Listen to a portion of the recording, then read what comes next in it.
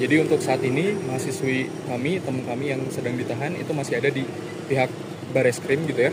Dan untuk penahanannya atau penjemputannya itu dilakukan di Jatinangor, di kos-kosan teman kami di wilayah Jatinangor. Dan memang semenjak polisi itu datang ke kos-kosannya, dari kami, dari teman-teman angkatan yang lainnya itu sudah coba mendampingi semenjak polisi itu datang sampai pada akhirnya teman kami dilakukan penjemputan gitu ke Bareskrim di Jakarta.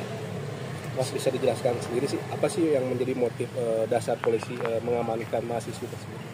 Oke, untuk dasar dari polisinya itu sendiri itu sebenarnya berdasarkan pelaporan yang sudah mungkin ramai di media juga ya terkait dengan UU ITE, lalu dikaitkan dengan kesusilaan dan lain sebagainya gitu. Dan memang mungkin ini sedikit penjelasan juga gitu terkait dengan penangkapan yang dilakukan di Jatinangor tersebut.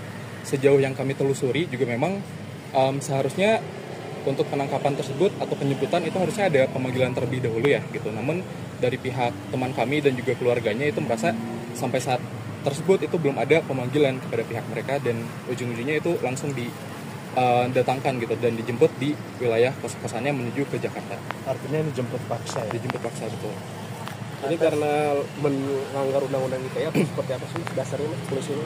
Oke, untuk hal itu mungkin bisa dibicarakan lebih lanjut ya dengan tim kuasa hukumnya, karena memang di sini kami juga sudah berkoordinasi dan berkonsolidasi supaya membatasi statementnya jangan sampai dibawa ke ranah hukumnya gitu. Karena memang untuk prosesnya itu sampai tadi malam hingga saat ini itu masih dilakukan berbagai upaya gitu dari tim kuasa hukum untuk pada akhirnya bisa menangguhkan atau membebaskan teman kami secara penuh.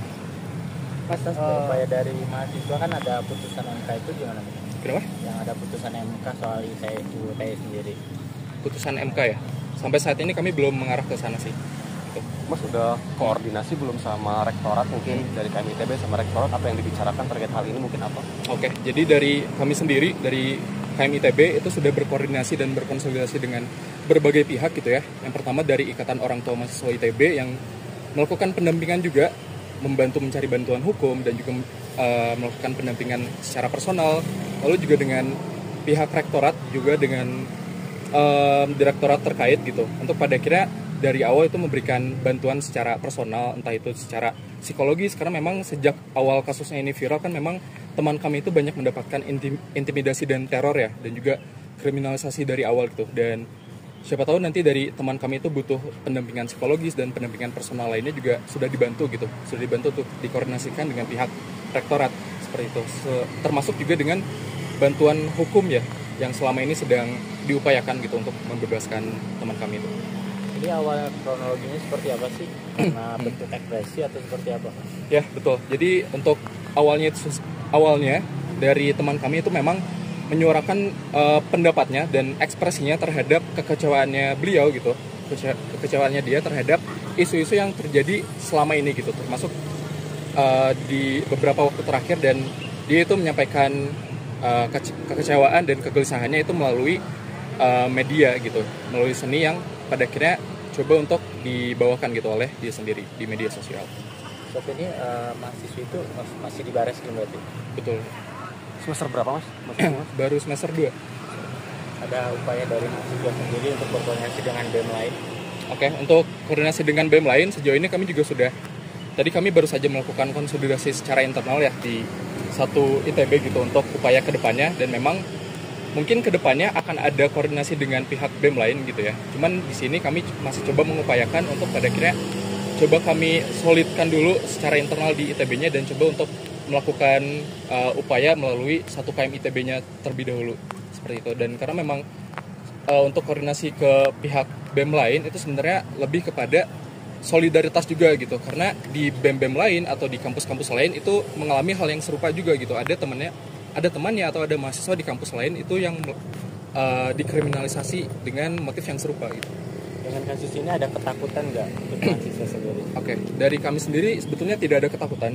Justru ini malah makin membakar semangat kita untuk pada akhirnya lebih bersuara dan lebih kritis lagi terhadap kondisi yang ada gitu ya. Karena memang kebebasan berpendapat, kebebasan untuk berekspresi dalam mengkritik sesuatu itu harusnya dijamin dalam undang-undang, bahkan dijamin secara internasional juga gitu. Dan kebebasan berpendapat untuk pada akhirnya mengkritik sesuatu itu tidak bisa pada akhirnya langsung dipidanakan seperti itu. Mas, Untuk koordinasi dengan pihak kampus sendiri seperti apa, Mas? Oke, untuk koordinasi dari pihak kampus itu sudah banyak ya semenjak beberapa bulan yang lalu, mulai dari pendampingan tadi yang sudah saya sebutkan sampai pada akhirnya untuk hal-hal yang berkaitan dengan di kepolisian juga ya, dan dari sini juga memang dari kami dan pihak kampus tidak bisa berbicara lebih jauh lagi terkait dengan apa saja yang akan kita lakukan ke depannya, karena memang dari kami sendiri sekarang sedang melakukan upaya-upaya yang terukur juga gitu, supaya nanti pada akhirnya teman kami itu bisa bebas secara penuh. Dari pihak kampus sudah menunggu kasus di Baris Krim. Dari pihak kampus udah ada beberapa gitu. Dari kawan-kawan juga dari keluarga mahasiswa ITB udah ada yang bertemu, kemarin juga sudah ada pertemuan dengan orang tua mahasiswanya juga gitu di kampus. Jadi memang komunikasinya udah dilakukan secara apa ya, terus menerus gitu dari awal kasusnya ini.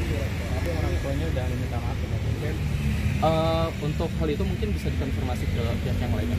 Press release KMITB, tuntutan pembebasan mengenai penahanan salah satu anggota keluarga mahasiswa Institut Teknologi Bandung. Fenomena terakhir, penahanan yang terjadi pada saudara kami yang diduga melanggar Undang-Undang ITE. Keluarga mahasiswa Institut Teknologi Bandung telah melakukan pendampingan terhadap mahasiswa yang menyuarakan pendapatnya dan menyuarakan kebebasan berekspresinya semenjak bulan Maret 2025 untuk memastikan keselamatan dari saudara kami. Keluarga mahasiswa Institut Teknologi Bandung terus berkoordinasi dengan berbagai pihak untuk memberikan pendampingan yang strategis bagi keluarga kami yang ditahan. Kami terus melakukan pendampingan dengan keluarga korban dan tim kuasa hukum dan menghormati segala keputusan keluarga serta tim kuasa hukum. Dalam hal ini adalah penyebaran informasi serta penanggapan dan juga eskalasi isu yang akan dilakukan ke depannya. Keluarga mahasiswa Institut Teknologi Bandung menyatakan solidaritas secara penuh untuk pembebasan keluarga kami. Kami meyakini bahwa keselamatan dan kebebasan hak-hak bersuara dan berekspresi bagi seluruh rakyat dan juga bagi seluruh anggota keluarga mahasiswa Institut Teknologi Bandung perlu untuk dijaga dan dilindungi.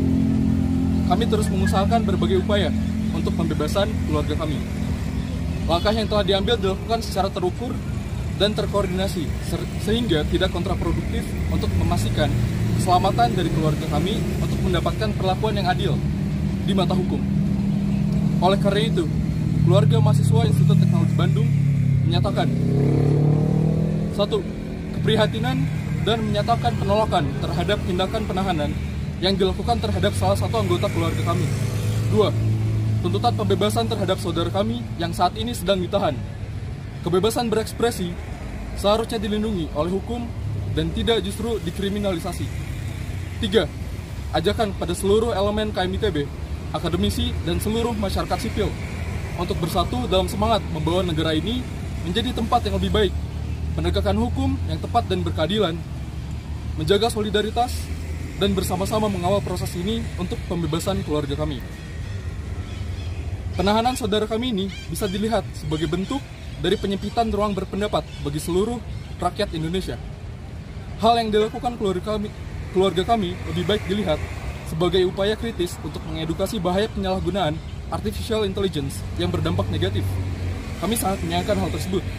Bahwasannya, membungkam satu suara kritis adalah ancaman bagi kebebasan bagi seluruh rakyat Indonesia. Hari ini, satu dari kami ditindas. Maka seluruh keluarga KMITB bersuara, patah tumbuh, hilang berganti, gugur satu, tumbuh 1000. Untuk Tuhan, bangsa, dan alma mater. Bandung, 10 Mei 2025, Ketua Kabinet Keluarga Mahasiswa ITB.